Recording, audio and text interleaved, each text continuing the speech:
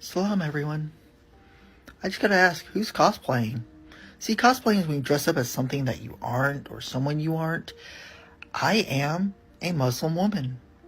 I wear what a Muslim woman wears. I dress like that. So, who's cosplaying here? I think you need to learn the words that you're trying to use because they ain't working for ya.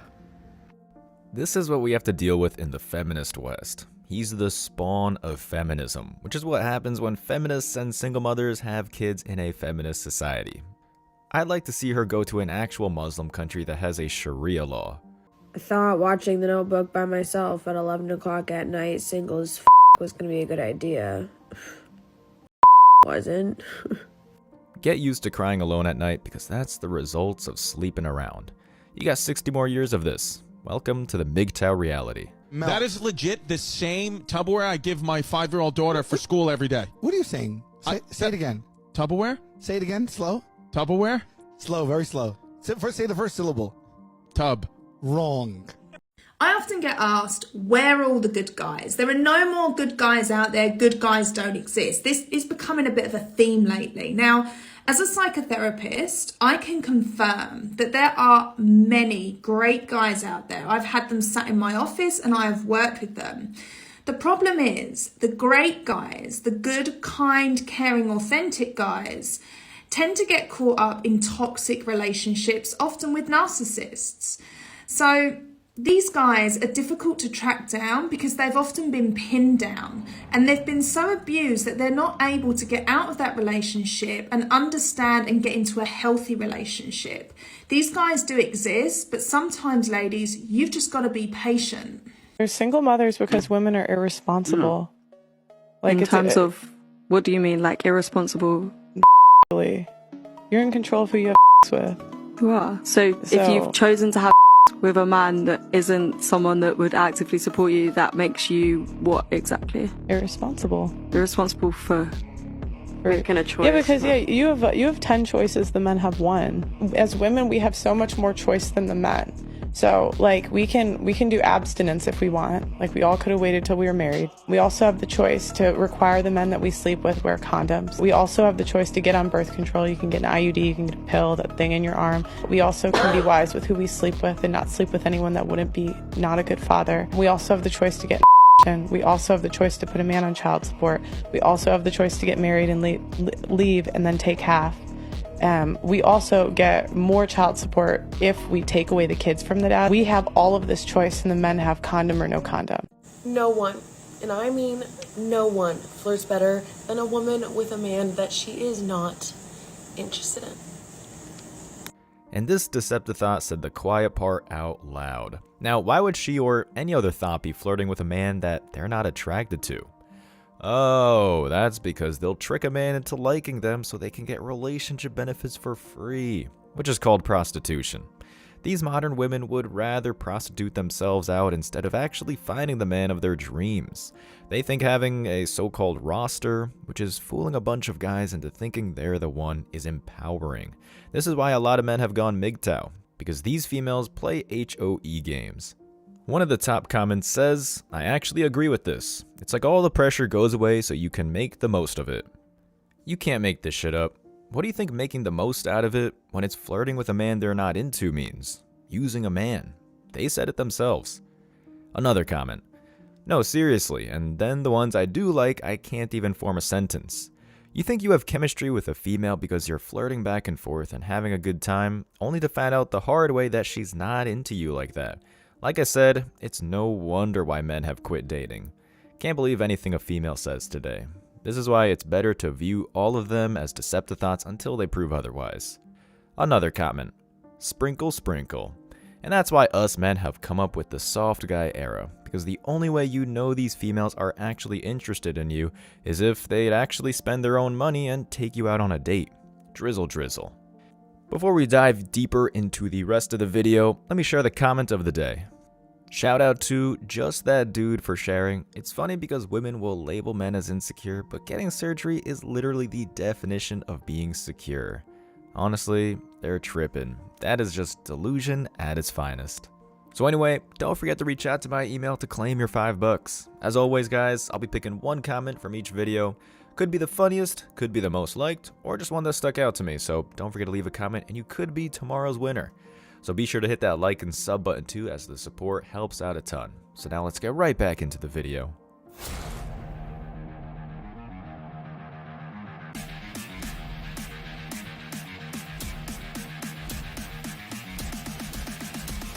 Embrace your masculinity.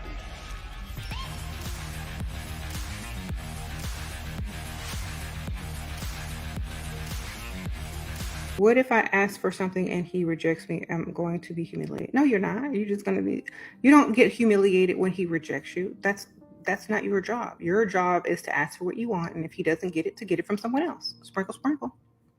You say, okay, that's okay. I don't know if you were having financial issues or not. I can get it somewhere else. Like, oh, okay, no big deal. You know, it's fine if you're having financial issues. I'll figure out how to get it. Don't worry about it. You know, you don't get embarrassed. You're the woman. You're supposed to ask for things. The worst they can say is no. And then the worst thing you can say is, oh, that's okay. You know, if you're not able to do it, you're not able to do it. Women this or women that. Except the most important part of being a real woman is keep the damn legs closed. The top comment with over 70k likes says, I didn't know you were having financial issues. I guess that type of shaming tactic and manipulation is funny to these deceptive thoughts. And a thought responds to that, yep, hit 'em where it hurts. So, you as a man have a responsibility to stay financially afloat, because if you go broke, there's no man shelters like the women's shelters that'll help you out. You're on the street. The only help you'll get is people telling you to man up. When these thoughts demand shit and try to shame you for not spending money, fight fire with fire and say I'm sorry, I don't spend money on prostitutes. Another comment. It's only embarrassing if you stay with him afterwards. And over 30,000 women liked that. So, if you're building a business and can't afford to buy her a new Prada bag because you're using your extra income to pay your employee salaries, hopefully you're not an idiot and get married to that bedwench. And when she leaves you, the trash took itself out. That's when you finally become successful and afford these Gucci bags. You get a trophy girlfriend who's hotter and younger than her. That's where you make the ex regret her decision, by her seeing you happy and better off without her. This is what happens when you have kids with a 304.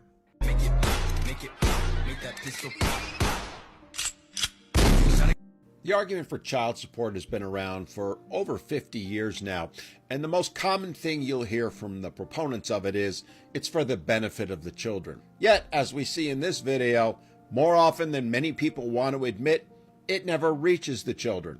Instead, the moms who collect it use it for themselves, and they have no problem flexing on the internet and bragging about it, as we've seen here. Why? Because there's absolutely no accountability for where that money goes, which is one of the reasons why fathers get so upset about it. Imagine if you're the man paying this woman child support, and she's out on the internet bragging about how she took that money, did not use it for the children, and spent it on herself to get her hair done, of all things. Not for food, not for housing, not to pay her utility bills.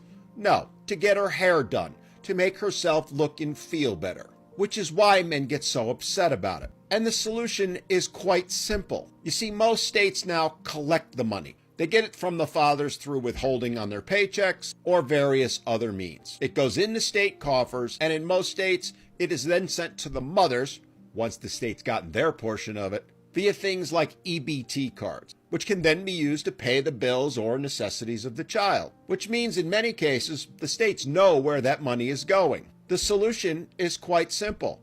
Use those cards, track the spending, and ensure that it is being spent on things that are for the child. Implement the same safeguards that are used when someone is on welfare and the money is put on EBT cards, and then that spending tracked. Give access to that tracking to the courts and to the fathers so that they can then verify that that money is indeed being spent on the child. The systems are already in place to do it. It would be very easy to implement. Yet, as we've seen, while we want to hold the dads accountable, calling them deadbeats if they don't pay, We don't want to hold the mothers accountable that the money is actually used on the children, which is why you'll never see this implemented and why the women's groups will do everything they can to fight it. They do not want there to be any accountability to the moms. Now, in this particular case, if I was the man paying that support, I would take that video to the judge and I would play it in the courtroom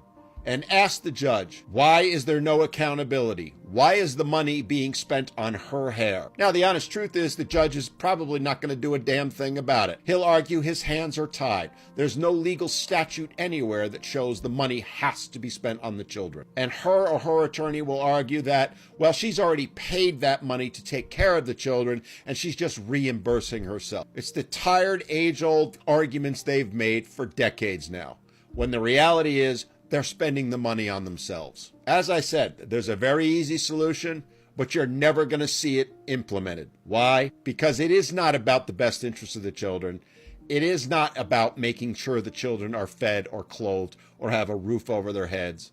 For the states, it's about getting the reimbursement through Title 4D, the nice fat check they get from the federal government each and every year for collecting the child support and giving it to the mothers. And part of that money goes towards funding things like judges' retirement. None of them are going to upset the apple cart. Politicians don't want to hear it. The judicial and legal system doesn't want to hear it. They all just want to keep milking that cash cow. And in the end, who's the ones that are really getting hurt? The children. Because instead of that money being spent on a nutritious meal for the children or to keep a roof over their head, it went towards something that benefits the children in no way, shape, or form. Mom's hair. This isn't a political channel, but if you're involved with politics, your number one goal should be trying to get Title 4D abolished. Because as he acknowledged, the judge doesn't care. All the judge wants is to steal money from you. My ex bought a Harley. My kids paid for their clothes, schooling, etc. On top of paying child support, you can't write it off on your taxes. So if you earn $50K a year and you have to pay half of it in child support, you still have to pay taxes for that $50K per year as if you didn't pay any child support. Yet, the deadbeat single mom, your ex, can use the child support as claim of income to buy a house or a new car, I think. That's what can happen when you get caught up in something like this. And if she's going to divorce rob or child support rob you, it's better to just leave the country and start a new life. You're struggling financially and trying to do the good thing, which isn't worth it. Because at the end of the day, your limiting parenting time isn't going to be enough to shape your kid's life. If you have daughters, they'll become 304s. If you have a simp, he'll be a beta and a simp. I would suggest a debit card that can be audited on demand.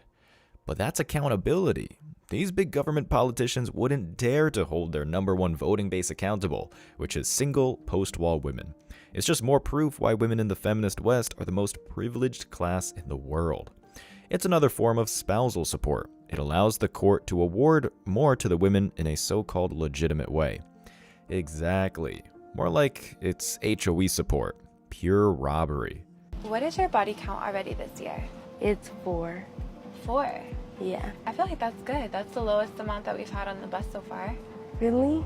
For this year. I was with somebody for like a long time this year. Is that like usually your average? Like 4 for half of the year? I think when I was like younger, I got like, got like 7 in a year.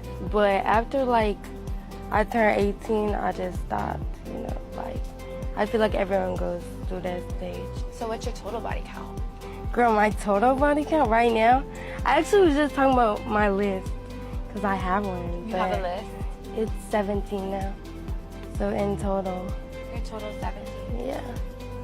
Did I hear that correctly? She's been screwing before she turned 18? As in she admitted she had 7 in 1 year before she was fully an adult? I told you. You can't even count on these 304s to lose their virginity at 18. Many start in middle school. And I'm pretty sure she counts a body count as doing the traditional shaft goes into the hole.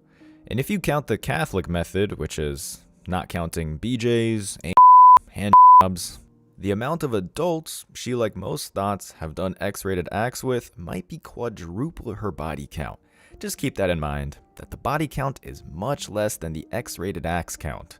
And just to be clear, the body count doesn't reset at the beginning of the new year like a clock. It's like miles on the odometer, which is the total miles on the car's whole life. 7 in a year before 18? Exactly. She was for the streets. Before she graduated high school, might as well drop out. Does anyone know the psychological meaning of someone who touches their hair so much? It means they're nervous or lying. I'm pretty sure she's not telling the whole truth. As if a smaller number per year is going to make people think she's a good girl or a little better than a streetwalker. She's a streetwalker for life. She can stop screwing and just weave baskets, and that will never change her past. I know someone that got 30 bodies in the first semester of college. More proof college is HOE University. What do you think happens when young attractive adults get around other young attractive adults without parental supervision for the first time? The next chapter in your dating life is called Choose Wisely. It's called Prove It. It's called Mutually Beneficial or Absolutely Not. It's called I'm Not Ignoring Any Red Flags. It's called Dating on My Level or You Gotta Go. It's called If I Have to Question or Wonder Your Intentions When It Comes to Me, You're Simply Not For Me. It's called I Can't Keep Giving Him the Benefit of the Doubt when he's the one that's benefiting and I am the one that's doubting. Be smart, date smart, choose wisely, and remember, I told you. It's called You're Going to Be Single for the Rest of Your Life, hag. It's called If Your Nails Look Like Cat's Claws, You're for the Streets. It's called If You're Over 40, You Might As Well Go Into a Retirement Home. It's called With That Deep-Ass Voice and Masculine Energy, I Think You're a Transformer. Bottom line is, ain't no one trying to date you. It's called the MGTOW reality. When he is the one that's benefiting and I'm the one that's doubting. How's a man going to benefit from a post wall? Unless if she's his sugar mama. These 304s really think they're special. The only men that benefit from being with them are the broke Chads and Tyrones who may or may not be sleeping on their mom's couch. I'm over here getting all pumped up like we in a locker room, and you're the coach with the bomb pep talk, rallying up the team before the big game. And that's the problem. These women on social media aren't encouraging each other to learn how to cook for a man. They're cheering each other on as if they're the best thing since sliced bread. Can you please elaborate on why you advise against cohabitation before marriage? There's plenty of evidence that it's a bad idea.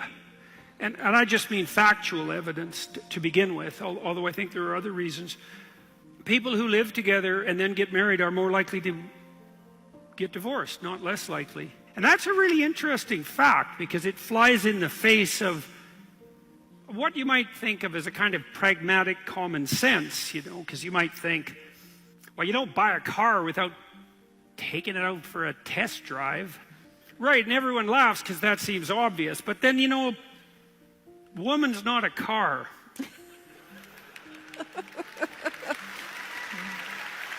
I don't know. Maybe the stats are coming from modern marriages, so everything is skewed. Matter of fact, they'll probably look at every factor except for the female's body count before marriage, as in if she has slept with at least 10 people or more, the marriage will fail at 100% and everything else is just salad dressing. Top comment says, cohabitation before marriage is how you find out if you can cohabitate in the first place. Exactly, you need to actually see if you can live with that person. Someone responds to the comment, further studies have questioned the results because they have not taken into account contributing factors such as affluence and religious nature. That's what I thought too. Like I said, I think they're looking at every factor except for body count because that would hold females accountable. Maybe those who wait for marriage typically demonstrate self-control, patience, and thoughtful choices before becoming attached. Just a thought. That's true, but it only works with virgins, and especially those who are religious. They take marriage more seriously. As always, I wish you tremendous success. Now it's your turn. What do you think? Let me know your thoughts in the comment section below. Remember that if you leave the best comment, you'll get $5. Thank you so much for watching. If you found value in this video, hit the like and subscribe buttons, ring the notification bell so you don't miss out on future uploads, drop a comment, and share it. See you in the next video. Till next time.